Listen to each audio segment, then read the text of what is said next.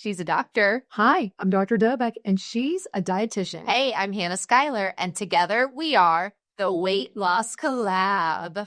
And today we have Dr. Diana Lane, finally, almost 2 years later, back on the podcast. Well, yeah, Thanks. So happy to be here. it's so much different than last time you were on it. I think we were in my office. You're in office, yeah. And now it's the nursery.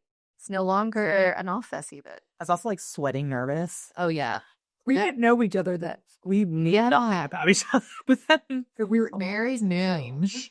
Oh, we know a lot about each other and how. In fact, that's what we get, guys, on this podcast episode. We're going to go there. Everyone's going to know a lot about Dr. Diana Lane. Let us know.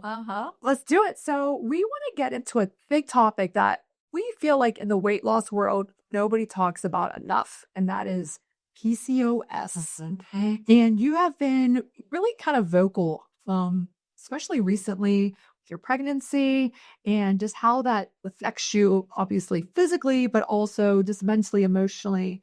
And we're gonna tell your story today. let's do it. And yeah, for anybody who doesn't know, Dr. Lane is pregnant. I am. She's 23 weeks, you said? 23 weeks. Oh my gosh. That's just a few weeks in there. Just a couple. Yeah. So she is well on her way to introducing her baby boy. Yes. We're very excited. Great. I know. Our body by baby. Bye-bye. Baby by bariatrics. Baby by Dovec. Yeah. Yeah. You got it. That's if it's baby by Dovec. That was for Olva, yeah. Baby by Lane. I do have onesies that say "Baby" by Dovec. Have you ever seen those? Yes, I did. Okay, maybe we need to make some baby. We do have Body by Bariatrics Letzies as well. And Biffs. They're so cute. They're so cute. Oh, we will definitely have to go there. All right. So PCOS. So what in the world is PCOS actually? So it stands for polycystic ovarian syndrome. And this is when cysts grow on your ovaries, but it is not just the cysts on your ovaries. So it kind of changes your entire hormonal balance in your body. And a lot of our patients actually have it. What's interesting that you say it's not just the cysts on your ovaries. I actually saw like OBGYN on at the internet, Dr. Fran. You know, paging Dr. Fran. She's awesome. But she was talking about like there's kind of a push to rename it almost because it is such like a metabolic disorder. It's not just, oh, you have cysts on your ovaries. Like it's a whole thing. Yes. So actually, I don't have cysts on my ovaries. And I don't know if it's because I was on a GLP-1 for so long and I had them, but all of my tests, there's one test, I can't remember the name, that if it's positive and you have it, but it made so much sense. But I didn't know that I had PCOS. For a long time. I just found out. So yeah, let's back it up. So tell us a little bit about kind of your life as a woman and just like when you kind of realize, man, why is it hard for me to lose weight versus other people, my friends, my classmates, like how did you know? Well, it happened really when I was bored. Every time that I say this to my patients, every time I walked into the pediatrician's office, I was always in that 98th percentile for my weight. And everyone always told me, eat less. But I was a dancer and a cheerleader. So I was like, this makes no sense. I was never at home. I was not stationary. And no matter what I did, I was always gaining weight. And every time I go in I would be heavier. So, I was put on so many diets. Everyone knows the fad diets. My parents even bought, and it did work for a little bit in high school. But I went to a nutritionist every single week. He gave me exactly what to put in my mouth every day, every hour. It was so strict, but it worked. So I believe that it was basically a low glycemic index where he measured the glycemic index and what worked for me, and then just made sure that my insulin never spiked throughout the day. But in order to follow that, I mean, I was a sophomore, junior in high school following that.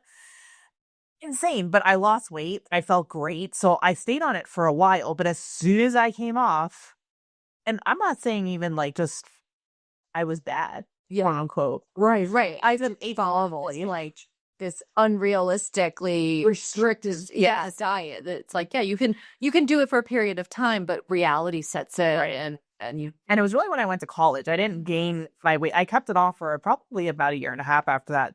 And then when I went to college is when it really skyrocketed. Tallahassee will do that to you. Yeah. FSU. At a Florida State versus University of Florida yourself. We know. How covered in sweat. They're real nerds. And then I got back on it again when I came home for medical school and I lost all the weight again. And then, and then I went away for my rotations, my 3rd and 4th year, and gained all the way back. And because I couldn't make myself food, we were literally living out of random apartments that insane. So fast forward to residency, I gained 100 pounds. Everyone knows that story. People made fun of me. It was horrible, but I was actually eating 1 meal a day. Was it healthy? Absolutely not, because hospital food isn't healthy. We all know that. And I skyrocketed my weight. And I just remember then I got COVID and I was put in the hospital and I was like, okay, it's time to do something. And I remember losing weight. I lost 35 pounds and then I became stagnant. And I was waking up at like 4:30 in the morning, doing Peloton. Insane, like before, and then I would come home at 9:00 at night. So it was kind of crazy. But I was very strict I was back to the nutritionist and I only lost 30 pounds. And I was like, what's going on here? This is weird. But I don't think it ever dawned on me. Like I was in the middle of medicine. You think I would be like, no, like, hey, maybe I should look into this. I mean, that's why we're doing this podcast episode, because it's just, I don't think it's talked about as much, or like we're saying like, okay, yes, there are cysts on ovaries. Don't think about ovaries as part of this overall metabolic picture, insulin resistance, all the other kind of unwanted side effects from this, a higher like androgen levels. And we're going to talk a little bit about that and how you discovered it, and unwanted hair, and just so many things. And it's like, what is this? Well, that, and I mean, we know that as a system, we negate women's health issues. Like you're just turned away and told, oh, this is normal, or, oh, yeah, Here's your birth control. And like, yes, that's potentially a treatment for it, or, something to help with it. But like, there has to be more. But at a certain point, there's just only so much that they know and can do, because we just have ignored and dismissed for so long. I mean, when I would say, I'd be like, well, you just have to do better. Or it's crazy because even now I still have hair on my chin. And you would be like, I would be like, oh, I'm Italian. That's why I'm getting these like weird hairs. But you never put two to two together. And in the midst of everything, I did end up going to he was actually a cardiovascular surgeon, and he ran a whole bunch of tests. And he actually showed that I had an issue with my testosterone and my androgens were high. And he's like, oh, this is a little bit weird, but no matter all these tests, it literally would point to, now that I look at them, like, that's PCOS. Yeah. Well, like, I didn't even think about it. And I was a resident at the time. It's like, this is insane. We should definitely talk about this more, because a lot of our patients come and they're like, oh, I had PCOS. It was so hard to get pregnant. Then I gained so much weight. And like I said, an ultrasound is not going to tell you if your doctor just gave it. It's the blood test that definitely tells you if you have it. And I did not actually know this because everyone knows I was also on GLP-1. So when I was in residency, that's when the semaglutide came out. It was actually Saxenda. I injected myself daily. That's how old I started. Wow. And that's when I started immediately losing weight. I'm like, oh, I felt normal. I felt full for the first time. I remember sitting across from Mike, who was my boyfriend at the time. I was like, oh my God, this is what it feels like to be full. I don't want to stop myself. And then I just started, losing weight, and I was eating healthy and I was working out, and it was like, oh, okay, this is how it's supposed to work. Fast forward to when I had to come off to get pregnant, and I was working out. I gained 10 pounds immediately. I couldn't get it off. I remember sitting with Betsy and be like, I have to come off of it, because I know we don't know if we can do this with the baby, and I don't want to, take that risk. Take any risk. And so then fertility, and we decided, because I am 35, turning 36 in October, and you don't have time, and went to the fertility doctor, and he ran the test. It was an endocrinologist, and lo and behold, PCOS. Yeah. But does it feel a little bit now, you're like, man, I went 35 years without putting a label to what I was experiencing. And now you like Google up PCOS and you're like, yes, that's me. Does it feel somewhat like validating to have like an actual like it's not you. It's like not your, you know what I mean? Like it's not your fault. And we kind of say that, but we really mean it. It's like, this is a disease. This is a disease. And I wish there was something better that as a doctor, I can even tell people, because it is validating, yes, that I'm not crazy. And I'm sure that everybody else feels like that. Okay, like at least I have something, but it's also scary because I know the other part of it. I just started learning about, PCOS just recently, coming into really by bariatrics into my attendingship, because really you don't, when you're training, you want to be the best surgeon. You don't want to do harm to anybody. So your thought process is not, oh, hey, I'm going to look at, the disease processes. Like you just want to be the perfect surgeon. You don't want to hurt anybody. And so really when I started working here and I'm like, okay, you see these patterns like Hashimoto's, rheumatoid arthritis, PCOS, and almost all of our patients have these issues. And that's when you start looking into it. And that's when you start really learning about it. And it's really up to you. So yes, it is validating. Is it scary? Because I know it's coming. That comes with insulin resistance, which is why the GLP-1 was a super responder. And I've talked to Betsy multiple times. Even my husband said, oh, well, we can definitely do the surgery when you're done with kids, because he knows that's really the only thing right now that we have, like the ultimate thing. And it really is upsetting because no one talks about it, I feel, PCOS. And now with the semaglutide, the GLP-1s, it's unfortunately people show it too much as a fix-all, because I don't want to be on that forever. Right. Yeah. I don't want to inject myself forever. I don't want to miss one dose and gain weight. So I don't want to be dependent. It's like you're a drug addict. Yeah, I know. And I think that you do also build up some tolerance to it too. Yes. And that's why, I did the first time, even Saxenda, which is not even in the conversation. Right. Somewhat at this point, if it worked and it worked great. And then the next time I was like, okay, semaglutide, you're like, I need tirzepatide now. Like I need to just keep going. And people will tell us that. And I do think that we're starting to see people, we talked about this in the podcast a lot, who have tried the medications, have finally given themselves grace. Like, I've done it all. And surgery is okay. And it's going to work. And, it's just the way it's the next step. Exactly. Yeah. And it is such like a interesting thing, because we do know it's like you have that like ultimate response to it, but then there's a limit to it too. Like, yeah, great. You lost a lot of weight on it and everything.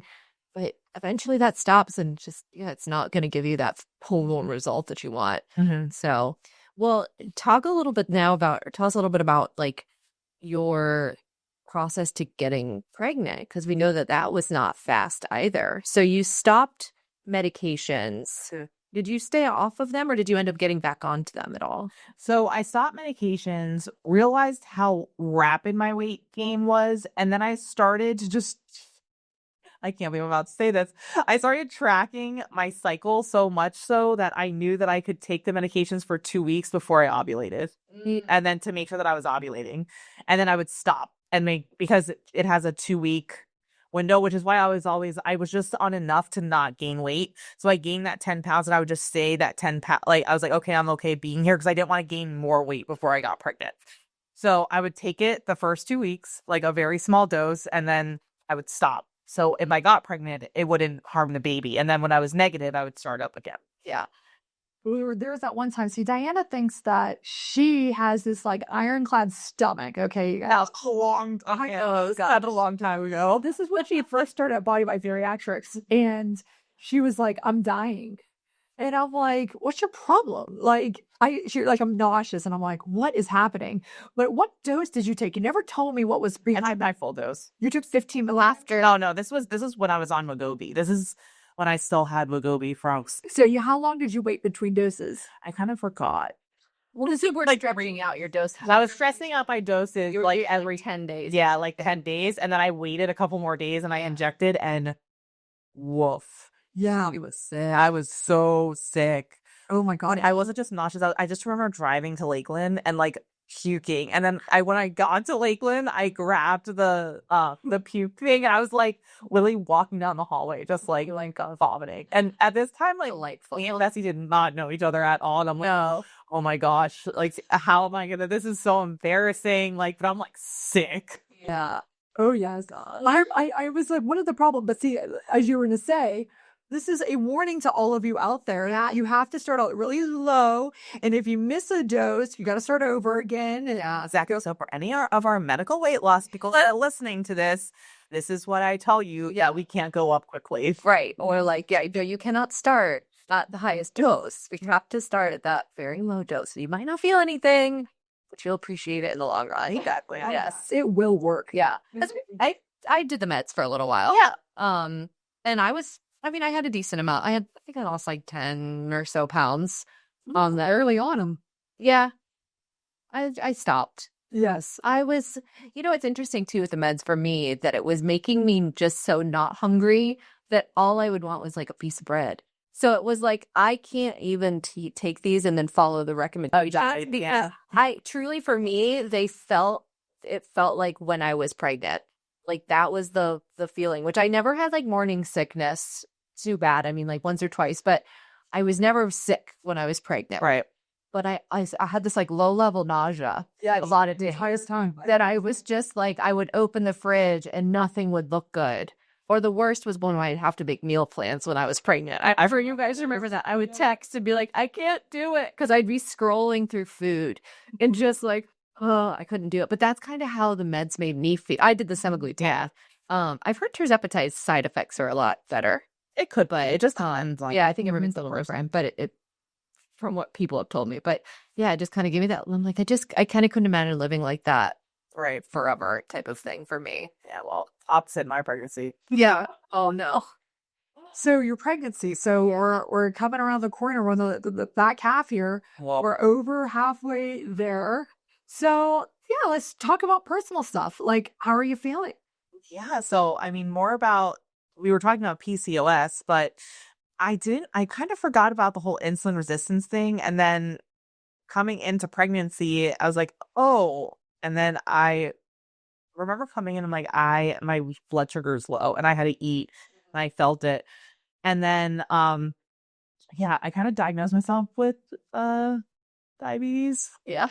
with gestational diabetes. And then I went and we did the test and I was positive for it. And that was a day. I broke down crying. It was because it was just so real. I think I found out about PCOS so soon when I got pregnant. And then just, I always kind of knew I needed the surgery. But then when I opened up that email showing me what that test showed, what the glucose tolerance test showed. And for people that don't know you and you're not pregnant, they make you not eat anything and then chug this straight sugar. It makes you so sick. It's a 50-gram glucose drink. Oh, Yeah. so sick. Doesn't make everyone sick. I know, I loved it. I raised 5 that actually have diabetes. Yeah, right. If you have it now, and this is something too for our patients. If you have a gastric bypass specifically, this is a time where you could ask for a different test because this likely would give you dumping syndrome. Right. Yes. So most people, I would say 99% of people get the glucose tolerance test, avoid everything that they say on the internet about it. But if you are specifically a bypass patient, it's not really indicated because you're not going to have the right response to it.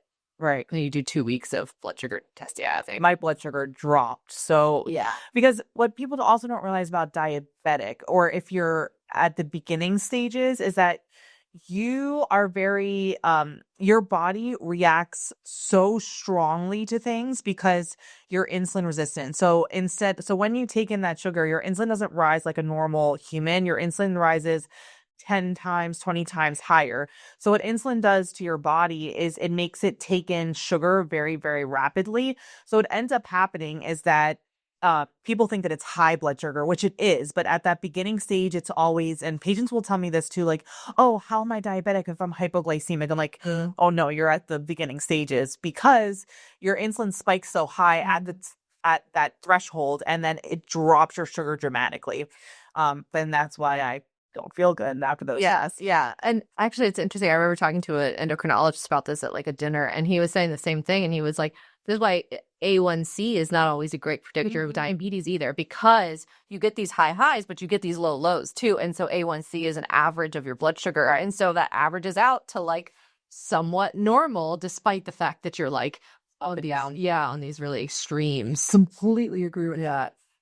And that's why insulin like is such something that we check it. We'll be like, oh yeah, your insulin is 30. Like, yeah, that's really high. You know, well, what was the highest when we saw like 78 or Oh, higher than that. We've seen like over 100? yeah. Normal is like 5. I don't remember. It's less than 20. Is that right? Okay. I thought it was like less than 12 or something. And then that's all Put it in the show notes. and that's also a way of like telling people how their kind of their overall diet is. And we use that especially post-operatively, like, well, you are getting in some carbs and sugars in places that you might not know it. Right. You really don't think so because your insulin is telling a different story than, and then we work through that and all that kind of stuff. Yeah. So you see this diagnosis of gestational diabetes, and then you start on metformin. Yeah. And how do you feel after that? So, I actually took my first dose, and the first night I lost 7 pounds because my body was holding on to so much water, so much fluid, and I felt amazing, actually. For anybody that takes metformin and they're like, oh, I can't take it because I have massive diarrhea. I did have massive diarrhea for, I got a last, I guess I had this one as Betsy knows. I'll be like, I'm like, give me 5 seconds. I gotta go like now. Yeah. But if you take it after breakfast, it completely fixed it. That's why sometimes I'm that and I take it like at lunch. But if you do it after you eat, all that side effect for me went away. So just if anyone can't take it, because it's actually a very good drug. When you look it up, it has so many like good side effects too. Like it helps your biome for your colon. A lot of primary care doctors will actually put you on it if you have constipation. It also helps your insulin resistance.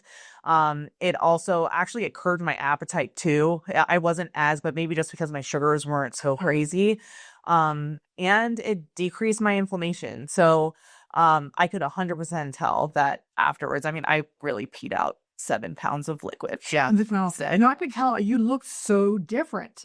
I still feel like you still look different from that. And I was like, oh my gosh, like where you were sitting here, you had such pitting edema, swelling in your feet. When you said fluid retention, you just were like almost sluggish and just, I was like scared. I really was. I'm like, I mean, I'm in the biz and I'm like, this is looking rough.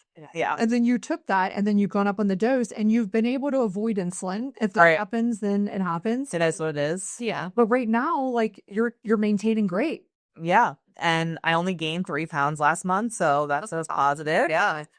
Huge win. And yeah, so I just think that, me coming out and talking about all of this, I've never really heard people, come out and say, PCOS or Hashimoto's is a big one. I don't know if you see this now. I mean, we all, which when I talk to everybody, I say, oh, hey, like if you have Hashimoto's, rheumatoid arthritis, PCOS, everyone's like, wait, I have Hashimoto's. I think that the majority of our patients have Hashimoto's. Every single patient's on a thyroid medication. Right. And when people don't talk about that, they don't talk about, the inflammation in your body and, why that increases weight. It forces you to put on weight. It actually forces your body to keep on, weight just to get through the chronic illness is what we call it. So yeah, I'm glad that we are talking about it. And, I want patients to really ask about it too, because when you're going and you see that semaglutide on the TV, the advertisements, yes, if you are a super responder, please, please, please, like actually get your labs done and don't just order it off of the TV, because most of the time you have these things. And it just breaks my heart so much when I see patients say like, oh, I've lost all of this weight, and they try to come off of the med and they can't. So, yeah, I know. We've touched on that a lot, that for most people, it's just a long-term thing, just like any medication would be for chronic illness. So, but I think there's such a stigma still about weight management and all of that people are like, well, when can I come off it? When will I be normal? Like, will this fix me? It's like, no, it'll treat you, but it's not going to fix it. right. Yep. It's a chronic disease, takes a chronic medication. That means life. And that's the reality. And I think that just the trends and what people like, I think it's going to just keep evolving and changing. And yeah, we're here. We're twisting and turning with all of them. Yeah, for sure. Okay. So you're doing better. You're on metformin. You're dealing with this mentally, physically, all the things. So tell us about your vibe. Are you excited to be a mom? Like, just lean in. Tell us how you're really Am thinking. I excited to be a mom? Sure, I'm excited. A little scared. Yeah. 1,000% scared. I actually never wanted to be a mom. And some people know that. Until I found Mike, my husband. He is absolutely amazing. If I didn't have him in my life, I definitely would not have said yes to this. Because he's actually going to be the one that's home for like 3 or 4 months with baby RJ. So I'm excited. I got all the nursery things, and my mom and my sister are all forcing me to do the registry, which I finally finished. I've been stalking her out. I'm like every week. I'm like, have you done your registry? Have you done your? I don't know. It's not sure. It's finished. Yeah.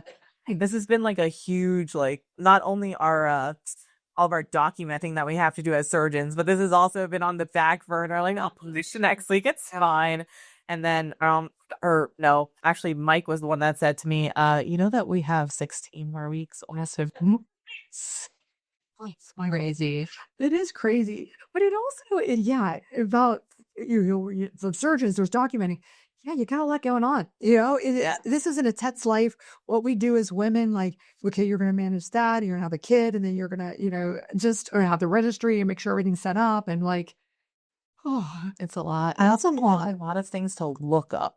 There's so much to Well, why can't it be like more straightforward? Give me like 1 or 2 options, not like 10. The internet has ruined that for us. There's so many choices. I mean, just choosing a crib sheet, like Is it brief bullet? yeah, where has the Crib- best crib sheets is Marshalls. They're always on clearance.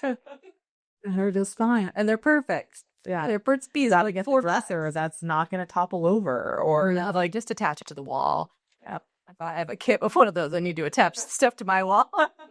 It's sitting in the drawer. My kids are alive, so I don't even know. My kid sleeps in your kid's old bed. I know. There we go. We just for our family use. I do. Yeah, there it goes. Well, I also think that is not talked about is, I feel like a lot of women come out like wanting to be mothers. It's very not often that you hear that working moms are scared Mm-hmm. and to be, to have a kid, because you're like, well, do I have time to do this? Like, surgery has always been my number one. Do I have time or energy for another number one? So, And it's hard too because you don't know what it looks like on the other side. exactly. So it's like, how much time does this take? And, obviously, so Elena's 17 months old now. And so I'm like, your kids are big now. So we're in like different stages of that motherhood. So we have obviously some different perspective, but it just so comes and goes in waves, I would say, in that sense of like early on, those first couple months, every 3 hours, that cycle starts every day, 24 hours a day. And you're, yeah, it is poop, sleep, or Not crying yet. cry. But then it's like all of a sudden that's gone. And then it's like, okay, now it's 4 hours that we get, and now it's 5 hours, and now it's 6 hours, and like your day expands, and then hopefully your kid sleeps because that's the best thing ever. I'm like, Elena's in bed at like 7:30 and pretty much out, and then so it's like, yeah, we have our whole night. We can't necessarily go anywhere because one of us has to stay home, but like, yeah, you have your time. You'll get your time back. Yeah, for sure. You'll come back alive. Yeah. Things will have color again. It takes a minute. One day. Yeah. One day or one day. But, and like you said, Mike's going to be taking care of a lot of kind of that home admin type of thing too. And Exactly. Oh, I like that word, the ad yeah, it is. type.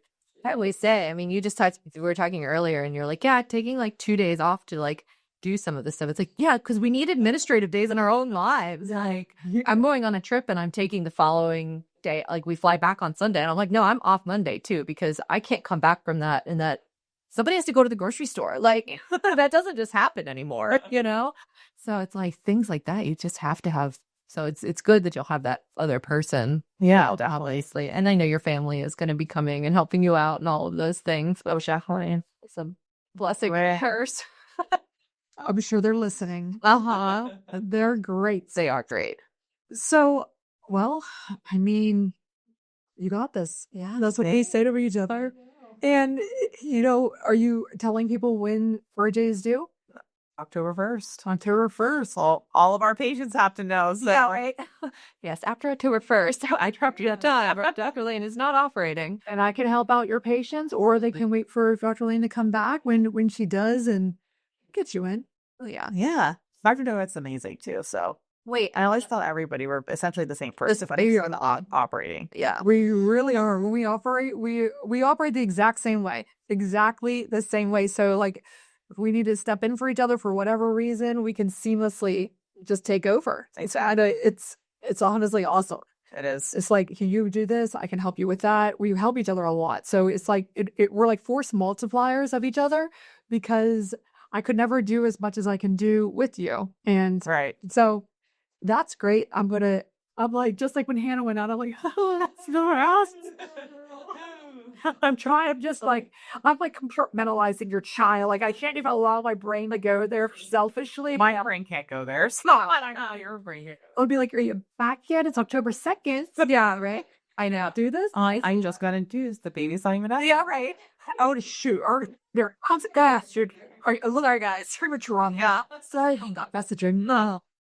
I still remember you filmed like a reel. Oh, yeah. Before, like the Wednesday.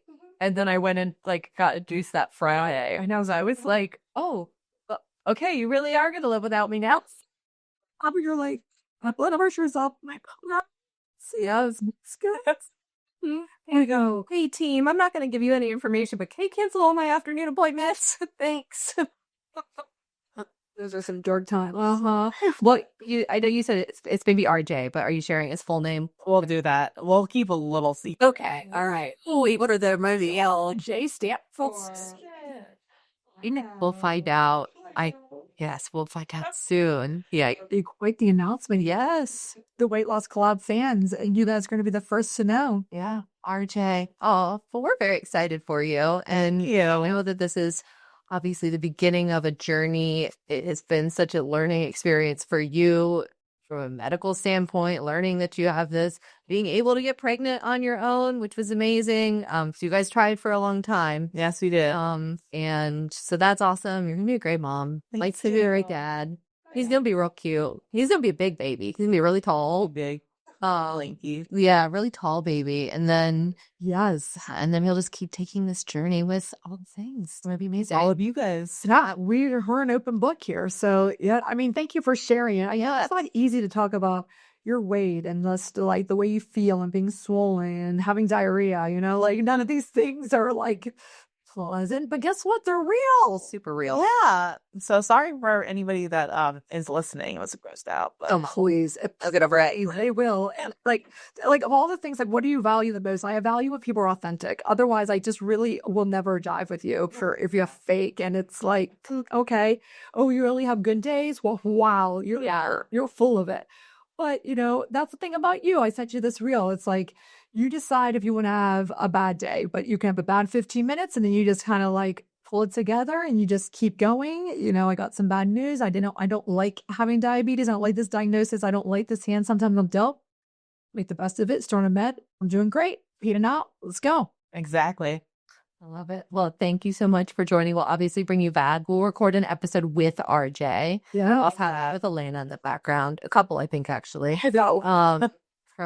She was so small though. She was sleeping for the whole thing. But yeah, we'll bring him on. He's gonna be so good. You're alive. Yes. Thanks for having me.